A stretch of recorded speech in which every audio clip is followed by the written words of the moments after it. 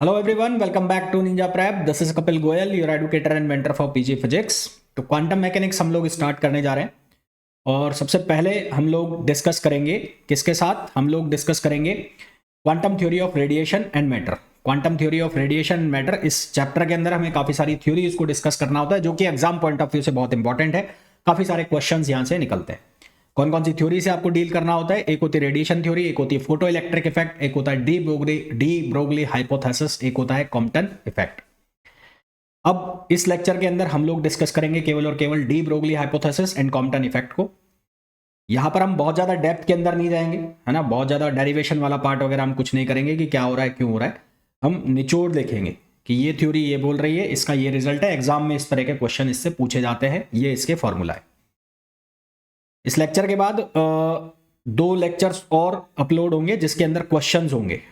हालांकि ये चारों थ्योरी के अलग अलग 4 लेक्चर हैं जिनके अंदर ऑब्जेक्टिव क्वेश्चंस है, वो ऑलरेडी अपलोड हो चुके हैं। 2 तो अपलोड हो चुके हैं, 2 शाम तक हो जाएंगे, तो उनको जरूर कर लेना क्योंकि वो जो पॉसिबल क्वेश्चंस है वो सारे के सारे वहां पर मेंशन हैं उन लेक्चर्स के अंदर, तो वो जरूर कर लेना आप लोग। तो सबसे पहले हम लोग डिस्कस करने वाले हैं किसके साथ? डी ब्रोगली हाइपोथेसिस के साथ। तो डी ब्रोगली हाइपोथेसिस क्या कहता है? डी ब्रोगली हाइपोथेसिस, या इसको आप एक और नाम देते हो, इसको आप नाम देते हो मैटर वेव्स, या इसको आप नाम देते हो क्या? मैटर वेव, और इसको आप नाम देते हो डुअल नेचर ऑफ पार्टिकल। तो डी ब्रोगली हाइपोथेसिस ये कहती है, सिंपल सी बात है, कि यदि भी कोई भी पार्टिकल मूविंग पार्टिकल है तो मूविंग पार्टिकल का डुअल नेचर होता है। डुअल नेचर होने का मतलब है कि कभी वो बिहेव करता है किसकी तरह? वेव की तरह, और कभी वो बिहेव करता है किसकी तरह? पार्टिकल की तरह। तो a moving particle has dual nature. Sometimes it acts like a wave, and sometime it acts like a particle. Sometime it acts like a particle. कभी ये पार्टिकल की तरह बिहेव करता है और एक कभी किसकी तरह बिहेव करता है? वेव की तरह बिहेव करता है। या आप एक लाइन में ऐसा बोल सकते हो कि कोई भी जो मूविंग पार्टिकल है वो हमेशा एक वेव के साथ एसोसिएट होता है, और जो प्रोपोगेशन है उसका वो किसके फॉर्म में होता है? इन द फॉर्म ऑफ पैकेट्स। और उन पैकेट्स की जो वेलोसिटी है उसको हम कहते हैं ग्रुप वेलोसिटी कहते हैं। उन पैकेट्स की जो वेलोसिटी होती है उनको हम कहते हैं ग्रुप वेलोसिटी। और moving particle is always associated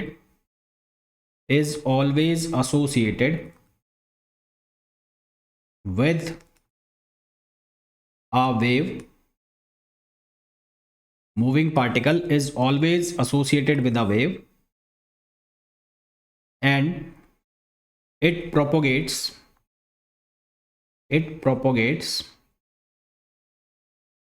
in the form of wave packet,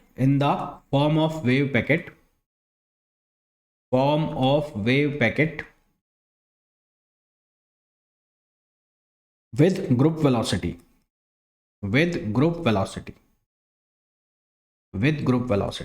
ठीक है। ये कॉन्सेप्ट दिया था किसने? डी ब्रोगली ने।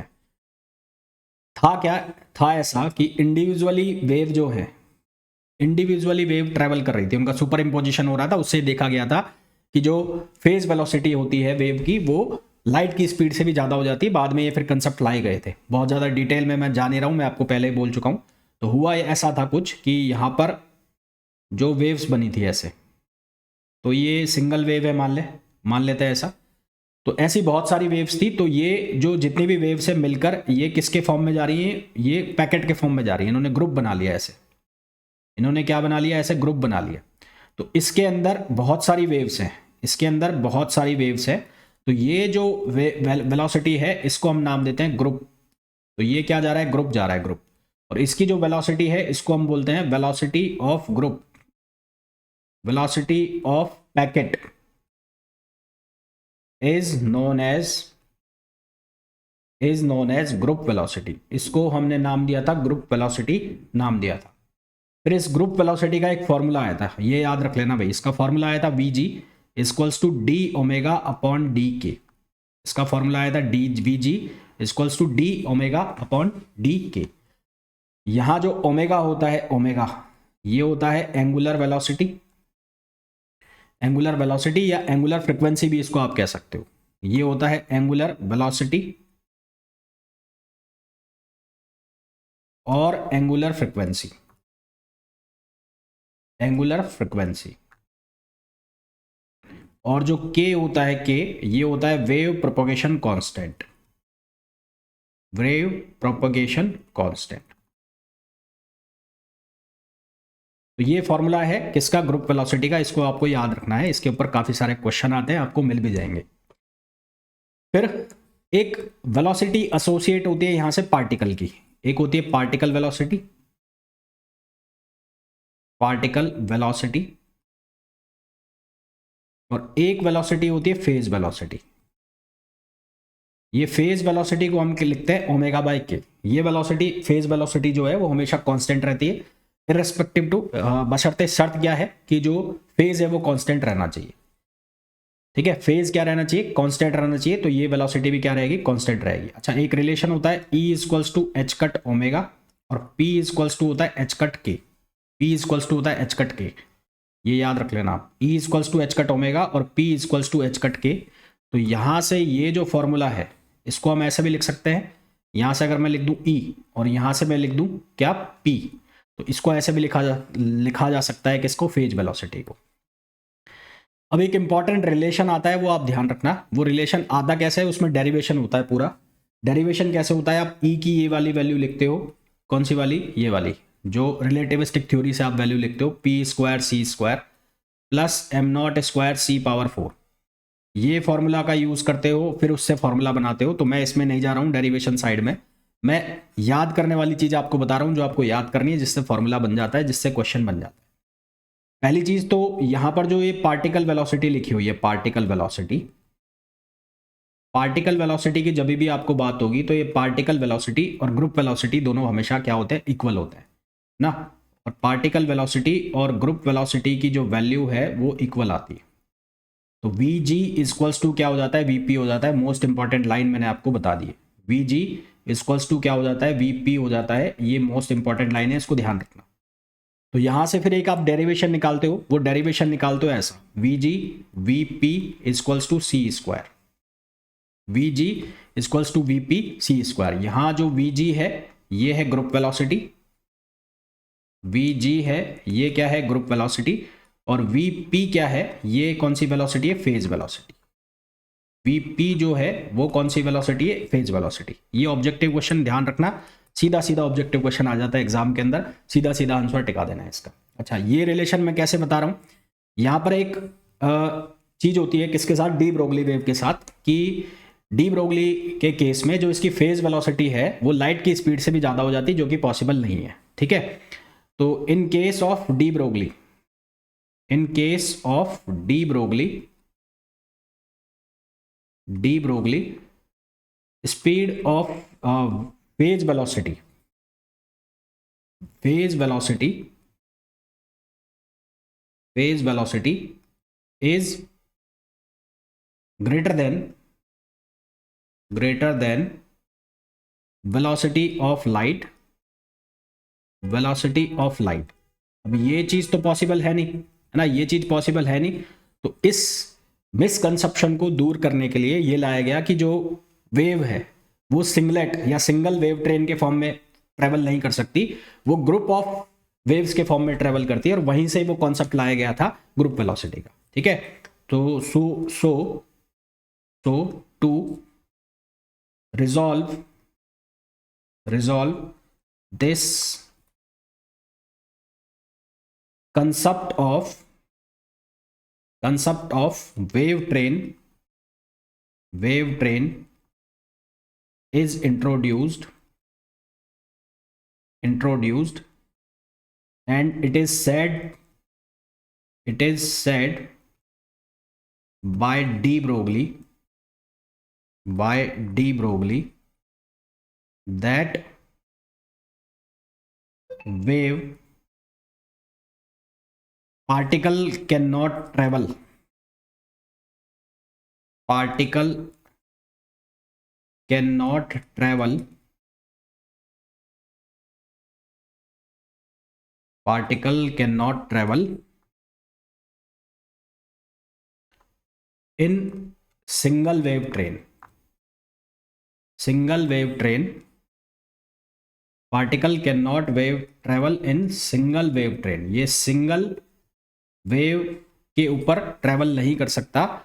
It travels in the form of group और packet, it travel in form of packet, ठीक है, और ग्रुप, और वहीं से फिर ग्रुप वेलोसिटी का कॉन्सेप्ट यूज हुआ था। अब ये मैंने बता दिया है, हालांकि इतना डिटेल में मेरे को जाना नहीं था। तो मैं यहाँ से ये कहना चाह रहा हूँ कि जो डी ब्रोगली की जो फेज वेलोसिटी है वो वेलोसिटी ऑफ लाइट से भी ज़्यादा हो जाती है, जो कि पॉसिबल नहीं है।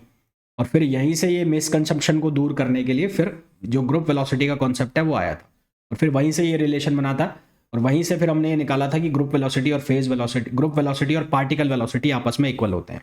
ये जितने भी मैंने फॉर्मूला लिखवाए हैं इनको याद रखना, ये जितने भी मैंने फॉर्मूला लिखवाए हैं इनको याद रखना, ये बहुत काम की चीज़ है। अब जो डी ब्रोगली है, डी ब्रोगली जो मैटर वेव है उससे एसोसिएटेड जो पार्टिकल है उसकी वेवलेंथ निकालने के लिए हमें फॉर्मूला पूछ लिए जाते हैं या क्वेश्चन पूछ लिए जाते हैं। तो वो वेवलेंथ जो है वो दो तरह की पार्टिकल की हम निकालते हैं। एक तो निकालते हैं हम किसके लिए, जो चार्ज पार्टिकल होते हैं उनके लिए, एक हम किसके लिए निकालते हैं, अनचार्ज पार्टिकल के लिए निकालते हैं, और एक हम फॉर्मूला लगाते हैं किसके लिए, थर्मल वेलोसिटी के लिए, ठीक है। थर्मल जो वेलोसिटी गिवन होती है, थर्मली न्यूट्रॉन की कंडीशन होती है, थर्मली, है ना, तो उसके लिए हम फिर फॉर्मूला लगाते हैं। तो सबसे पहले हम वेवलेंथ की बात कर लेते हैं। तो wavelength of D Broglie wavelength, ऐसा लिखता हूं मैं, D Broglie wavelength, de Broglie wavelength. तो मैंने कहा यहां पर ये अलग अलग केस बनेंगे, एक बनेगा चार्ज पार्टिकल का, एक बनेगा अनचार्ज पार्टिकल का, और उसी तरह से एक बनेगा किसका, थर्मली जो कंडीशन है ना, थर्मल न्यूट्रॉन का या थर्मली चार्ज, उसका फॉर्मूला बनेगा। तो यहां सबसे पहले अगर हम डी ब्रोगली हाइपोथेसिस के अकॉर्डिंग जो वेवलेंथ है उसका फॉर्मूला देखें तो वो फॉर्मूला बनता है lambda equals to H upon P, lambda equals to H upon P. अब क्योंकि पी जो है वो होता है मास इनटू वेलोसिटी, ठीक है, और या फिर इसको पी को हम ऐसे भी लिख सकते हैं √2mE। तो हमारे पास जो फॉर्मूला बन जाता है डी ब्रोगली वेवलेंथ का, वो ये फॉर्मूला बनता है, जहाँ m जो होता है वो होता है मास ऑफ पार्टिकल। अब वो पार्टिकल कैसा भी हो सकता है, वो चार्ज हो सकता है, वो अनचार्ज हो सकता है। फोटोन की बात यहाँ पर नहीं हो रही है, क्योंकि फोटोन जो है वो पार्टिकल नहीं है, फोटोन क्वांटा ऑफ एनर्जी है। तो फोटोन को इसमें इंक्लूड मत करना, फोटोन को अलग से पढ़ेंगे हम, फोटोन की अलग से कहानी पढ़ेंगे, फोटोन यहाँ पर बात नहीं चल रही है फोटोन की। तो यहाँ पर हमारे पास वेवलेंथ का ये फॉर्मूला बन जाता है। तो वेवलेंथ का ये फॉर्मूला बन जाता है, तो यहाँ से अगर मैं रिलेशन बनाना चाहूँ तो मोमेंटम और वेवलेंथ में ये रिलेशन बन रहा है कि मोमेंटम और वेवलेंथ एक दूसरे के इन्वर्सली प्रोपोर्शनल है। फिर वेलोसिटी के साथ क्या रिलेशन बन रहा है, ये रिलेशन बन रहा है। और इसी तरह से एनर्जी के साथ अगर मैं रिलेशन निकालूं तो ये रिलेशन बन रहा है किसके साथ, एनर्जी के साथ, ठीक है। ये रिलेशन बन रहा है किसके साथ, एनर्जी के साथ, जहां एच क्या है, प्लांक कांस्टेंट है। प्लांक कांस्टेंट की वैल्यू आपको पता होती है 6.624 इंटू 10 पावर -34, 6.624 इंटू 10 पावर -34, ये प्लांक कांस्टेंट की वैल्यू होती है। ये ई जो है, ई यहां जो ई लिखा हुआ है, ई, ये ई काइनेटिक एनर्जी होता है, ठीक है, काइनेटिक एनर्जी भी होता है, जिसको हम लिखते हैं ½ mv², और कई बार ये इलेक्ट्रॉन वोल्ट में दिया जाता है तो इसको हम QVB लिख देते हैं, वोल्टेज के फॉर्म में, है ना, वोल्ट के फॉर्म में, इलेक्ट्रॉन वोल्ट के फॉर्म में हम इसको ऐसे भी लिखते हैं, और हम लिखेंगे भी क्वेश्चंस के अंदर किस तरह से इसको देखा जाता है वो भी मैं आपको बताऊंगा। अब मैंने कहा यहाँ दो तरह के पार्टिकल हम लेंगे जनरली, एक लेंगे चार्ज पार्टिकल और एक लेंगे अनचार्ज पार्टिकल। तो सबसे पहले अगर मैं चार्ज पार्टिकल की बात करूं, किसकी बात करूं, चार्ज पार्टिकल, चार्ज पार्टिकल्स की अगर मैं बात करूं तो चार्ज पार्टिकल्स में हम लेंगे कौन कौन, इलेक्ट्रॉन लेंगे, एक लेंगे हम प्रोटॉन के लिए, इसी तरह से हम डिस्कस कर सकते हैं अल्फा पार्टिकल के लिए, ड्यूट्रॉन के लिए। तो ये हमारे पास चार्ज पार्टिकल के केस रहेंगे। अब इनकी वेवलेंथ आपसे पूछी जाती है, ठीक है। तो अगर मेरे को निकालनी हो किसके लिए, इलेक्ट्रॉन के लिए, तो क्या फॉर्मूला लगाऊंगा मैं, h/√2। यहाँ मास ऑफ इलेक्ट्रॉन होगा, क्या होगा, मास ऑफ इलेक्ट्रॉन, और फिर यहाँ पर हमारे पास E/V है ना, जो KE है, या E जो है उसको मैंने लिख दिया Q/V। Q जो चार्ज होता है इलेक्ट्रॉन का, उसको मैंने लिख दिया किससे, E से लिख दिया। मास ऑफ इलेक्ट्रॉन यहाँ पर लिखना होता है आपको 9.1 × 10⁻³ मास ऑफ इलेक्ट्रॉन हो जाएगा। अब इससे अगर सॉल्व करने बैठ गए एग्जाम में, इससे सॉल्व करने बैठ गए तो फिर खेल हो गया तुम्हारा, है ना। इससे सॉल्व करने बैठ गए तो खेल हो जाएगा। क्यों? क्योंकि अगर कैलकुलेटर है तो ठीक है, और अगर ऐसा एग्जाम है जिसमें आपको बहुत ज़्यादा टाइम नहीं मिला है और आपको कैलकुलेशन जल्दी चाहिए, फिर इतनी बड़ी कैलकुलेशन आई तो क्वेश्चन छूटेगा ही छूटेगा। तो इसको डायरेक्ट आप ऐसे लिख सकते हो, मतलब जितनी भी वैल्यूज डालने के बाद ये फॉर्मूला कुछ ऐसा बनता है, 12.27/√। अंडर रूट ये वोल्टेज किस में लेना है, इलेक्ट्रॉन वोल्ट में, ठीक है। और ये आर्मस्ट्रॉन्ग में आंसर आ जाएगा, इसमें आ जाएगा, आर्मस्ट्रॉन्ग में आ जाएगा ये आंसर। तो आपको ये फॉर्मूला याद रखना है, डी ब्रोगली वेवलेंथ जब भी आपको निकालनी है इसके लिए, इलेक्ट्रॉन के लिए, तो ये फॉर्मूला याद रखना। तो ये तो बात की मैंने किसके लिए, इलेक्ट्रॉन के लिए। फिर अगर बात करो आप किसके लिए, प्रोटॉन के लिए। अब मैं बात कर रहा हूँ किसके लिए, प्रोटॉन। तो प्रोटॉन के लिए जब आप बात करोगे तो क्या फॉर्मूला लिखोगे, h/√2mp, और यहाँ पर हो जाएगा EV। कई बार आपसे ये पूछ भी लिया जाता है कि अगर इलेक्ट्रॉन और प्रोटॉन दोनों की वेवलेंथ इक्वल है तो किसकी एनर्जी ज़्यादा होगी, तो किसकी एनर्जी ज़्यादा होगी, ये क्वेश्चन आपको ऑब्जेक्टिव क्वेश्चन में भी मिल जाएगा, तो वो भी क्वेश्चन बनता है।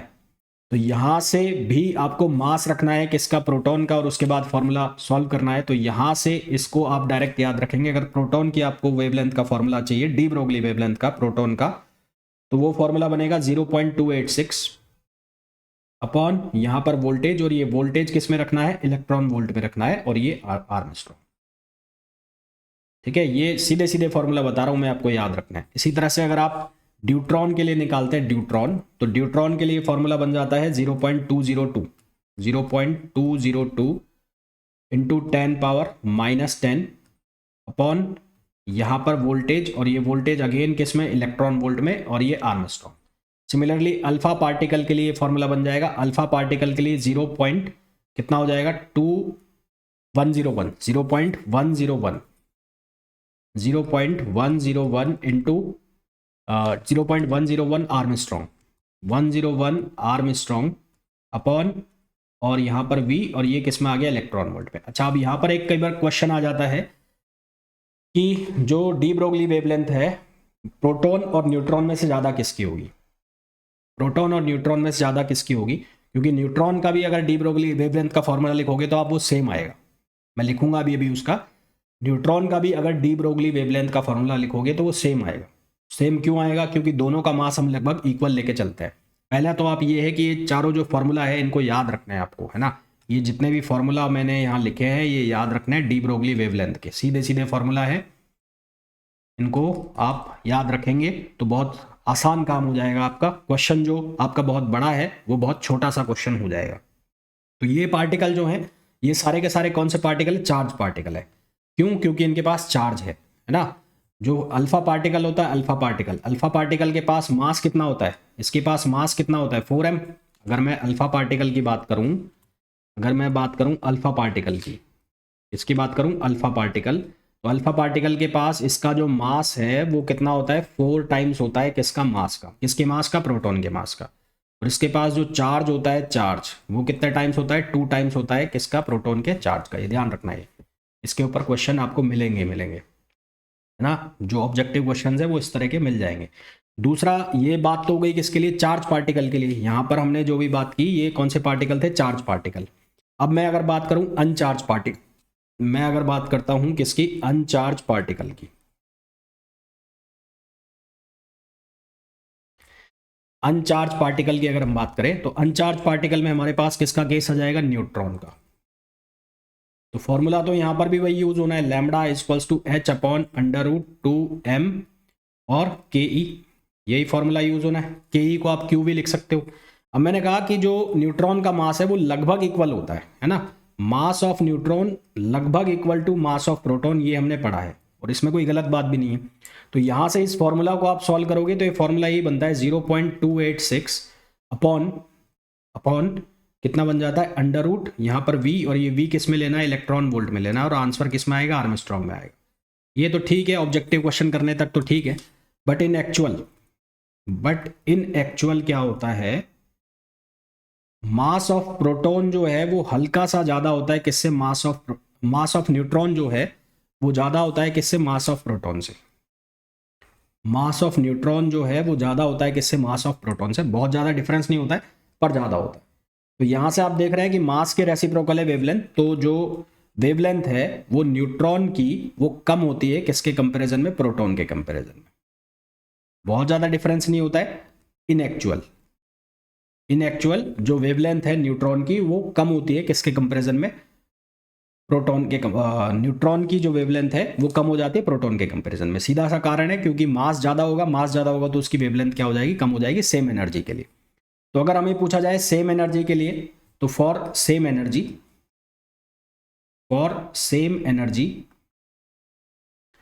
इंक्रीजिंग ऑर्डर ऑफ वेवलेंथ,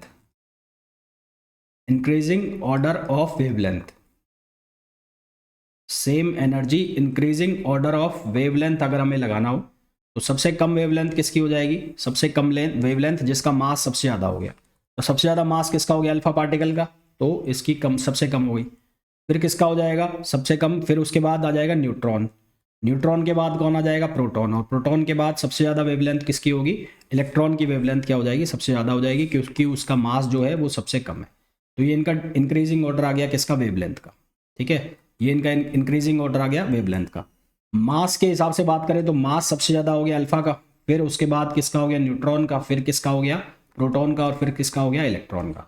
इसके ऊपर आपको क्वेश्चन भी मिलेंगे। आप जब क्वेश्चन करेंगे, जो मैं आपको बोल रहा हूँ क्वेश्चन करने की, तो वहाँ पर आपको ये मिल भी जाएगा। तो ये चीज़ मेरी आपको ध्यान रखनी है। कई बार आपको क्वेश्चन में ऐसा बोल दिया जाएगा कि थर्मली एक्साइटेड न्यूट्रॉन है ऑर्डिनरी टेम्परेचर पर, तो उसके लिए वेवलेंथ बताओ। तो wavelength, de Broglie wavelength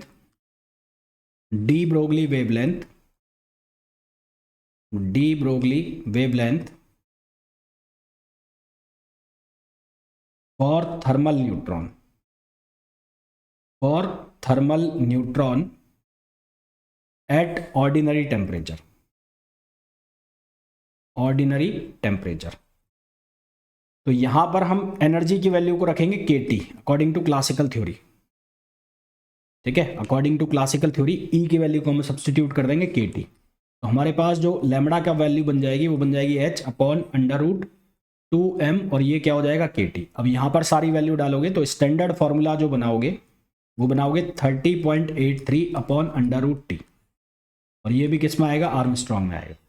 30.83/√T ये फॉर्मूला बनेगा किसका, ये थर्मल न्यूट्रॉन का फॉर्मूला बन जाएगा। यहाँ जो K है, K ये होता है बोल्ट्जमान कांस्टेंट, यहाँ जो K होता है ये होता है बोल्ट्जमान कांस्टेंट, और इसकी जो वैल्यू होती है वो होती है 1.38 × 10⁻⁻23। यूनिट क्या हो जाएगी, जूल पर केल्विन। यूनिट क्या हो जाएगी, जूल पर केल्विन। अच्छा, एक चीज़ और पूछ लेता हूँ मैं तुमसे, ये क्वेश्चन है, ये बता देना मेरे को कि जो H है प्लांक कांस्टेंट, उसकी वैल्यू है 6.64 × 3 भी लिखते हैं कई जगह, -34। इसकी यूनिट क्या होती है, यूनिट ये मेरे को बता देना, ये होमवर्क है। जो प्लांक कांस्टेंट मैंने लिखा है इसकी यूनिट क्या होती है मेरे को बता देना, ये होमवर्क है, इसका कई बार क्वेश्चन पूछा गया है। तो यहां से मेरे हिसाब से सब क्लियर हो गया होगी कि चार्ज पार्टिकल के लिए वेवलेंथ के फॉर्मूला कैसे लिखना है, अनचार्ज पार्टिकल के लिए वेवलेंथ के फॉर्मूला कैसे लिखना है। एक और बता देता हूं, जब इतनी बात हो ही रही है तो कई बार आपसे पूछा जाता है कि फ्री इलेक्ट्रॉन, ठीक है, थर्मली एक्साइटेड फ्री इलेक्ट्रॉन के लिए उसकी वेवलेंथ बतानी है, डी ब्रोगली वेवलेंथ। तो उसका फॉर्मूला क्या है, तो de Broglie wavelength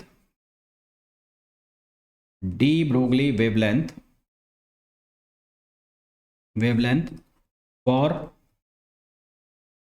thermally excited free electron,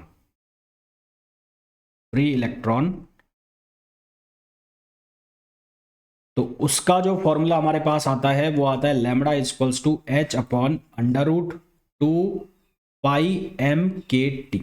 है ना। क्या फॉर्मूला आता है, lambda equals to H upon √2πm/kT, ये हमारे पास फॉर्मूला आता है इसका, थर्मली एक्साइटेड फ्री इलेक्ट्रॉन का, थर्मली एक्साइटेड फ्री इलेक्ट्रॉन का। अगर रिलेटिविस्टिक एनर्जी के साथ फॉर्मूला पूछा जाए आपसे फॉर्मूला पूछ लिया जाए रिलेटिविस्टिक एनर्जी के साथ, तो energy wavelength of particle with relativistic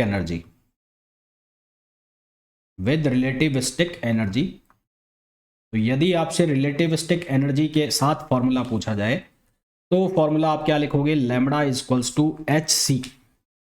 ये कई बार ये क्वेश्चन मैंने आपको कराया भी ऑब्जेक्टिव में, सॉल्यूशन पूरा बताया है इसका। HC अपॉन यहाँ लिखोगे √E, ये हो जाएगा E + 2m0c²।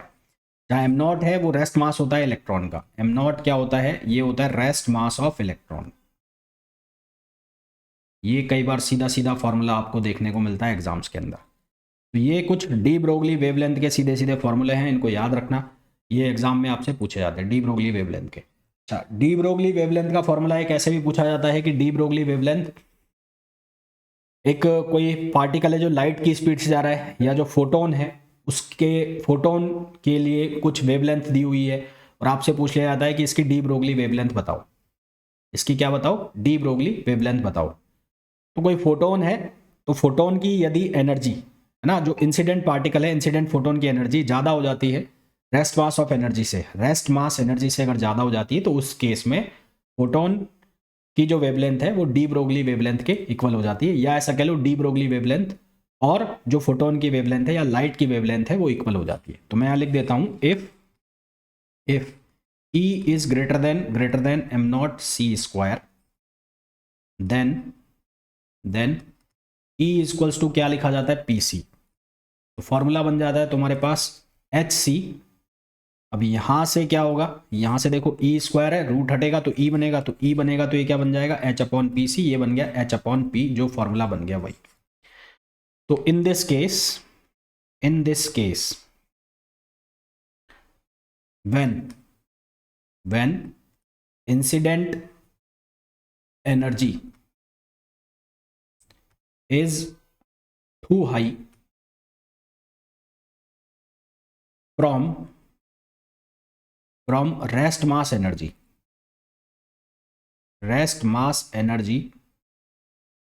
of electron, then wavelength, then de Broglie wavelength,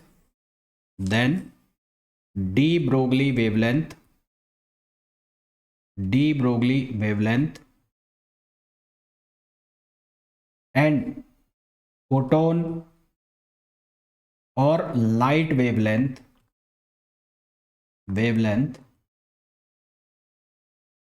are equal. तो ये उस केस में ये दोनों क्या हो जाती है, इक्वल हो जाती है। ध्यान रखना, ये मैं सीधे सीधे क्वेश्चन बता रहा हूँ, मैं बहुत ज़्यादा आपको मैं थ्योरी साइड में लेके नहीं जा रहा हूँ मैं, है ना, कि ऐसा हो रहा है वैसा हो रहा है। मैं तो एप्लीकेशंस के ऊपर बात कर रहा हूँ कि ये क्वेश्चंस आपको ऐसे एग्जाम में देखने को मिल जाते हैं, फिर उनके आंसर क्या होते हैं ये सीधे सीधे आंसर भी मैं बता रहा हूँ। तो एग्जाम में आपको यही क्वेश्चन देखने को मिलता है, और जो कि आपको चाहिए भी होते हैं कि एग्जाम में क्या पूछा जाता है वो हमें कोई बता दे। तो मैं वही तुम्हें बता रहा हूँ कि एग्जाम में क्या पूछा जाता है। तो यहाँ तक तो हमने ये बात कर ली कि डी ब्रोगली वेवलेंथ के बारे में अलग अलग बातें की हमने। फिर उसके बाद अगर मैं कुछ ग्राफ बनाऊँ तो मैंने रिलेशन बनाया था, क्या रिलेशन बनाया था, पहला रिलेशन बनाया था कि लैम्बडा प्रोपोर्शनल है 1/p के। तो यहाँ से लैम्बडा और p के बीच में मैं ग्राफ बनाऊँ तो सीधा सीधा दिख रहा है, कैसा ग्राफ बन रहा है, हाइपरबोलिक। तो ये जो ग्राफ है कैसा बन रहा है, हाइपरबोलिक बन रहा है। यदि लैम्बडा और 1/p के बीच में मैं ग्राफ बना दूँ 1/p के बीच में, तो ये ग्राफ क्या हो जाएगा, ये इस तरह का ग्राफ हो जाएगा। यानी कि आप रिलेशन बना रहे h/p, तो यहाँ h क्या है वो किसका काम करेगा, स्लोप का काम करेगा। तो ये जो है h, ये क्या हो जाएगी, स्लोप हो जाएगी। h क्या हो जाएगी, इसकी स्लोप हो जाएगी। और यहाँ 1/p में तो यहाँ पर इस तरह से लाइन ड्रॉ करोगे, इस तरह से लाइन ड्रॉ करोगे, तो ये किसको शो करेगी, h को ना, ये किसको शो करेगी, h को। इसी तरह से आप ग्राफ बना सकते हैं किसमें, लैम्बडा और v में, लैम्बडा और v का मतलब है वेलोसिटी। तो इसमें अगर स्मॉल मास है और ज़्यादा है तो उसके लिए दो अलग अलग ग्राफ बनेंगे। तो स्मॉल m के लिए तो ग्राफ हो जाएगा ऊपर वाला, तो ये किसके लिए हो गया, स्मॉल m के लिए, और ये वाला किसके लिए हो जाएगा, लार्ज m। m का मतलब हो गया मास। तो ये वाला किसके लिए हो जाएगा, ये हो जाएगा लार्ज m के लिए।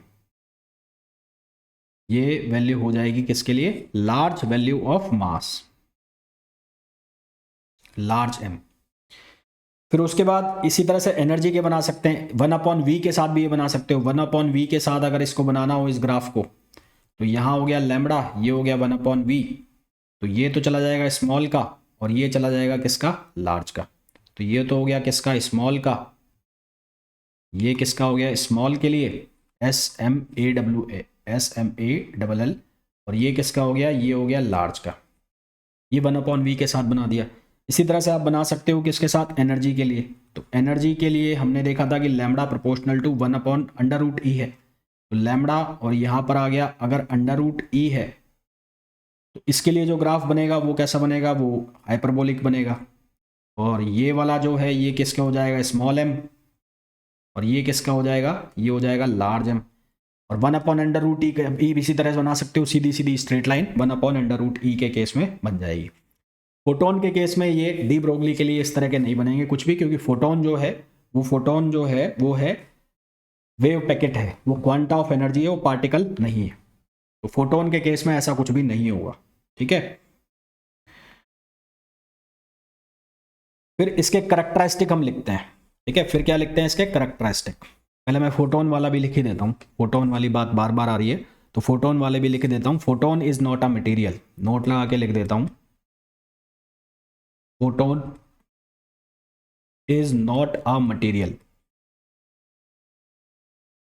not a material, it is quanta of energy, it is quanta of energy, photon is not a material, it is quanta of energy। और दूसरा पॉइंट, जब भी कोई पार्टिकल जो वेव नेचर जिसका है, कोई भी particle which exhibits a wave nature, वो हमेशा एक वेव पैकेट के साथ एसोसिएट होगा rather than a wave. whenever a particle exhibits a wave nature,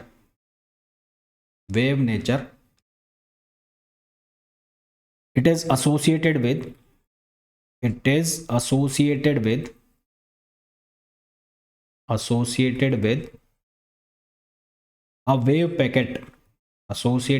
a wave packet, rather than a single wave,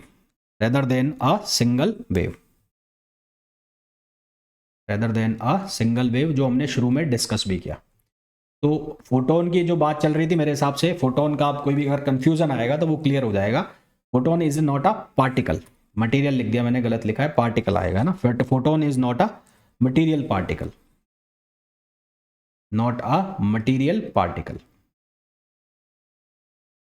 photon is not a material particle, photon एक material particle नहीं है, ये एक quanta of energy है। अब इसकी characteristic मैं लिख देता हूं, क्या क्या करैक्टरिस्टिक होती है इसकी। Characteristic of de Broglie wave. सबसे पहला तो इसकी करैक्टरिस्टिक में हमने क्या लिखा कि ये चार्ज ऑफ पार्टिकल से इंडिपेंडेंट होती है, ठीक है। चाहे पार्टिकल के पास चार्ज है चाहे नहीं है, डी ब्रोगली वेवलेंथ हमेशा हर किसी के लिए होगी। और हमने देखा भी, हमने न्यूट्रॉन के लिए भी डी ब्रोगली वेवलेंथ निकाली, और हमने किसके लिए, जो इलेक्ट्रॉन्स वगैरह है उनके लिए भी डी ब्रोगली वेवलेंथ की वैल्यू फाइंड आउट की। तो it is independent of charge,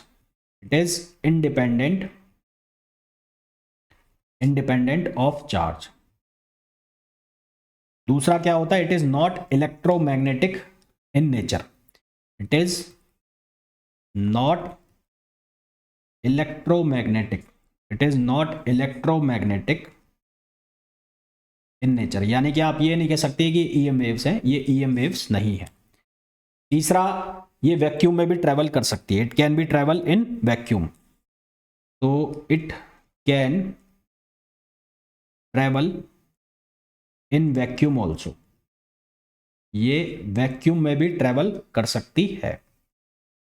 de Broglie waves जो है वो वैक्यूम में भी ट्रैवल कर सकती हैं, इसलिए मैकेनिकल वेव नहीं है,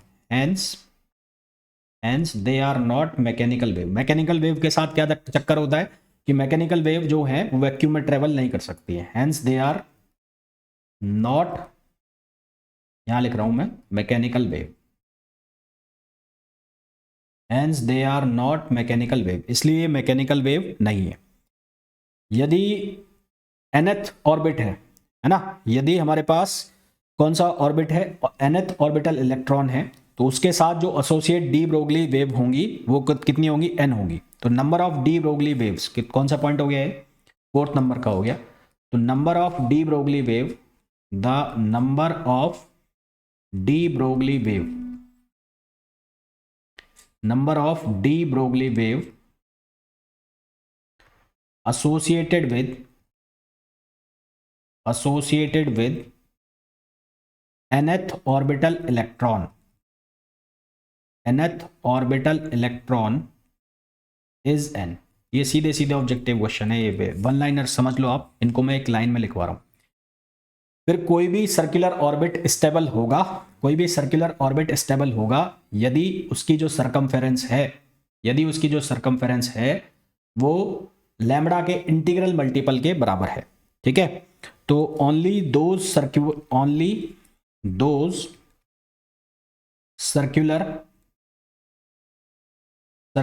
orbits, only those circular orbits around the nucleus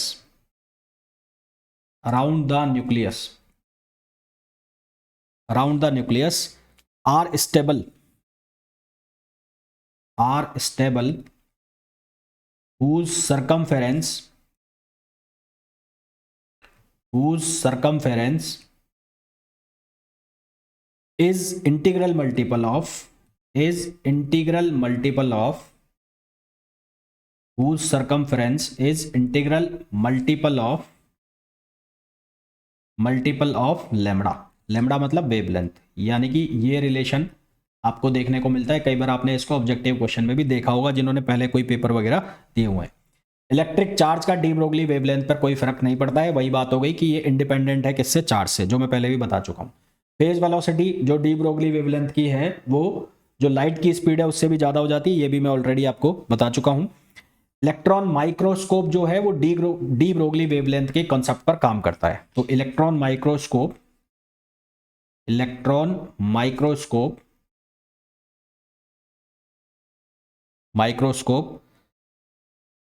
works on basis of de Broglie wave, works on the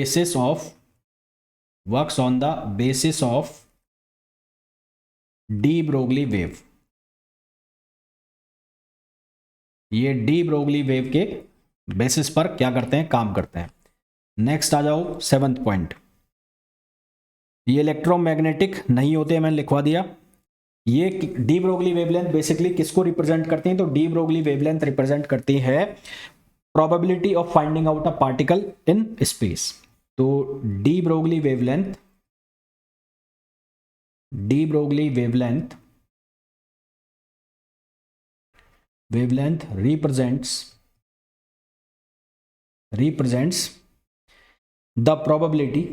represents the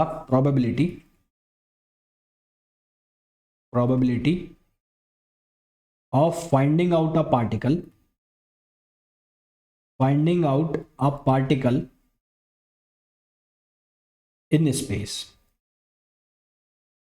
space में किसी पार्टिकल के फाइंडिंग आउट होने की प्रोबेबिलिटी को रिप्रेजेंट करती है।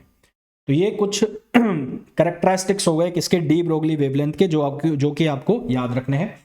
अच्छा, एक दो पॉइंट और बता देता हूं कि एक पॉइंट ये होता है कि कई बार क्वेश्चन पूछा जाता है कि स्मॉलेस्ट वेवलेंथ जो किसी पार्टिकल के लिए, या स्मॉलेस्ट वेवलेंथ जो डी ब्रोगली वेवलेंथ किसी के लिए हो सकती है, तो वो क्या हो सकती है। तो स्मॉलेस्ट वेवलेंथ जिसका मेजरमेंट पॉसिबल है वो है गामा रेस। तो smallest wavelength smallest wavelength whose measurement is possible, whose measurement is possible is gamma rays. Smallest wavelength जो होती है जिनका मेजरमेंट पॉसिबल हो सकता है वो कौन सी होती है? गामा रेज होती है, इसको आप ध्यान रखना। और वेवलेंथ ऑफ मैटर वेव्स जो चार्ज पार्टिकल के साथ एसोसिएट होती है या अनचार्ज पार्टिकल के साथ एसोसिएट होती है वो किस ऑर्डर की होती है? 10 पावर माइनस 10। 10 पावर माइनस 10 का मतलब सीधा सा क्या हो गया? आर्मस्ट्रॉन्ग। ठीक है, तो order of wavelength, de Broglie wavelength, order of D Broglie wavelength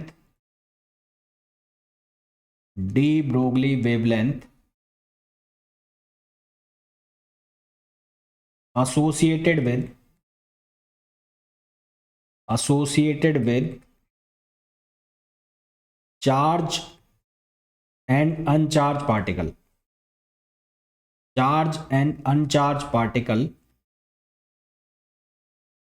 is the order of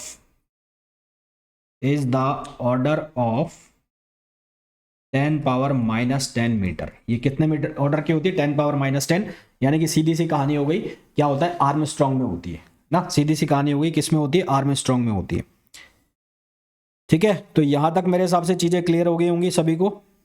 अब उसके बाद हम बात करें, एक एक्सपेरिमेंट होता है जिसको कहते हैं डेविसन जर्मर एक्सपेरिमेंट। ठीक है, इसमें मैं इंपॉर्टेंट चीज बता देता हूं। Davisson Germer experiment, Davisson and Germer experiment.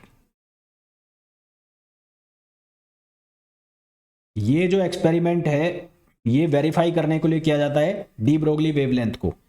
ठीक है, तो it is use to scattered of electron, it is use to study the scattering of electron, scattering of electron की स्टडी करना, या फिर वेव नेचर ऑफ इलेक्ट्रॉन यानी कि de Broglie wavelength को वेरीफाई करने के लिए ये एक्सपेरिमेंट किया जाता है। तो it is use to study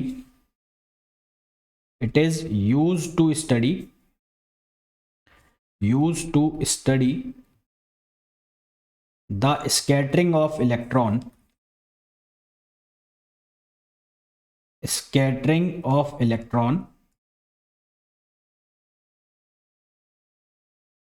or to verify the wave nature of electron, to verify the wave nature of electron, यानी कि डी ब्रोगली जो नेचर बन रहा है इलेक्ट्रॉन का उसको वेरीफाई करने के लिए इसका यूज किया जाता है। इस एक्सपेरिमेंट में होता क्या है? एक इलेक्ट्रॉन गन होती है, एक इलेक्ट्रॉन गन है, ये गन बना दी मैंने। यहां से एक फिलामेंट है, इस फिलामेंट से निकलेंगे इलेक्ट्रॉन, ये एफ हो गया, और ये हो गई इलेक्ट्रॉन गन, ये इलेक्ट्रॉन गन हो गई। यहां से इलेक्ट्रॉन बीम आएगी, ये इलेक्ट्रॉन बीम आ रही है, ये इलेक्ट्रॉन बीम आई, और ये इलेक्ट्रॉन बीम एक क्रिस्टल के ऊपर पड़ेगी, ये इलेक्ट्रॉन बीम यहाँ से आ रही है, और ये इलेक्ट्रॉन बीम एक क्रिस्टल के ऊपर पड़ेगी जो कि निकल का होता है। ठीक है, ये डिफ्रैक्शन ग्रेटिंग की तरह काम करता है। ये निकल क्रिस्टल है, और ये काम कर रहा है किसकी तरह? Work as a diffraction grating, work as diffraction grating,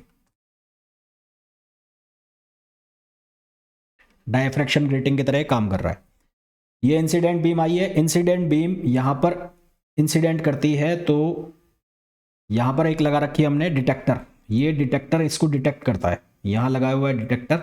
detector का काम क्या होता है कि किस एंगल पर क्या स्कैटरिंग हो रही है उसको डिटेक्ट करना।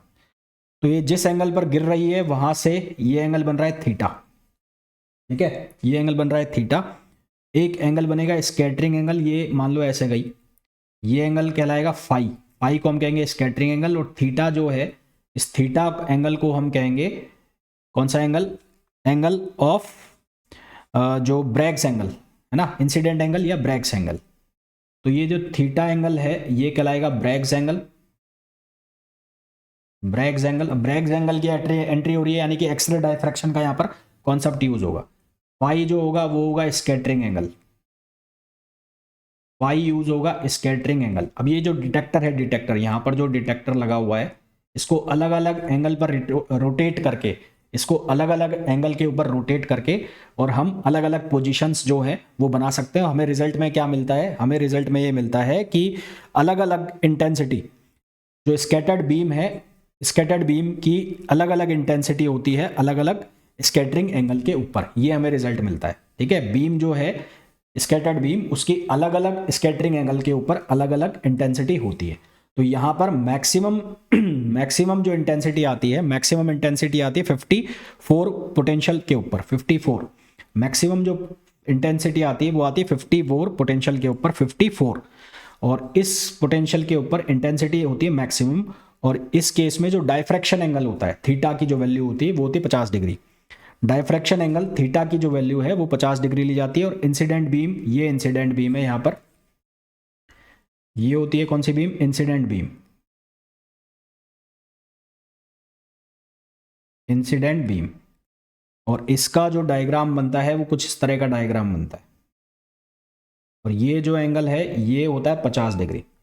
ये कौन सा एंगल है, डायफ्रैक्शन एंगल या ब्रैग्स एंगल भी जिसको आप बोलते हैं, वो एंगल है डायफ्रैक्शन एंगल। ये डायफ्रैक्शन एंगल है। थीटा और फाई में एक रिलेशन होता है, क्या रिलेशन होता है, theta equals to 180 degree minus phi upon 2, ये रिलेशन याद रखना। थीटा और फाई में एक रिलेशन होता है, ये रिलेशन बनता है।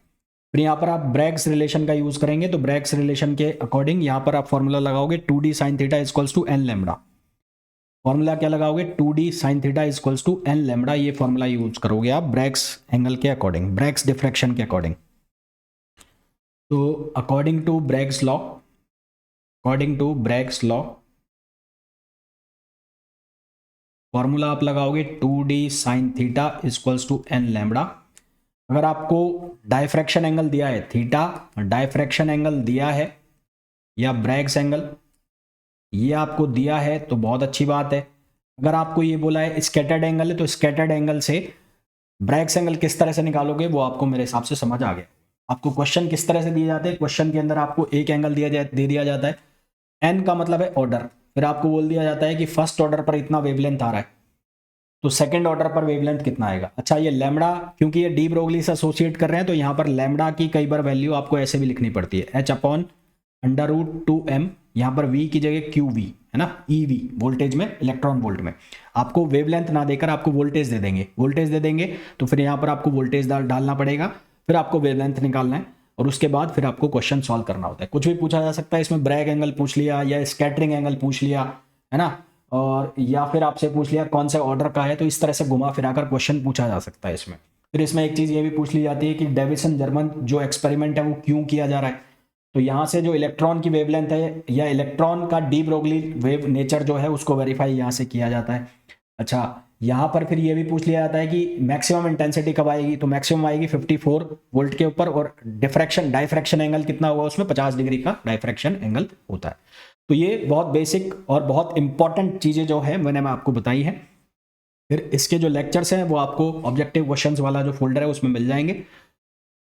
आज के लेक्चर में हमें करना तो ये भी था कॉम्पटन इफेक्ट, पर टाइम लगा नहीं, मेरे हिसाब से टाइम हो गया कंप्लीट।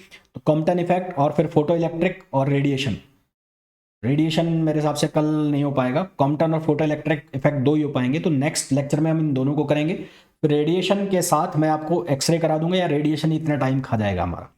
तो ये सब चीज़ें हैं, फिर हम नेक्स्ट लेक्चर्स में करेंगे। इंपॉर्टेंट चीज़ें हैं, इनको स्किप मत करना है ना, ऐसा मत सोचना कि बाद में पढ़ लूँगी, ये एक बार में देखने में याद नहीं होती हैं चीज़ें। मैंने तो करा दिया क्योंकि मैं पढ़ाता रहता हूँ या मैं करता रहता हूँ, तो मेरे तो टिप्स पे है चीज़ें, पर आपको इनको अपने नोट्स में उतारना है और फिर इनको बार बार मेमोराइज करना है। क्वेश्चन जो उठते हैं वो इन्हीं में से उठते हैं, ऐसे ही उठते हैं। बाकी क्वेश्चंस आपको फोल्डर में मिल जाएंगे, वहाँ से कर लेना। मिलते हैं नेक्स्ट वीडियो में, till then thank you, bye bye.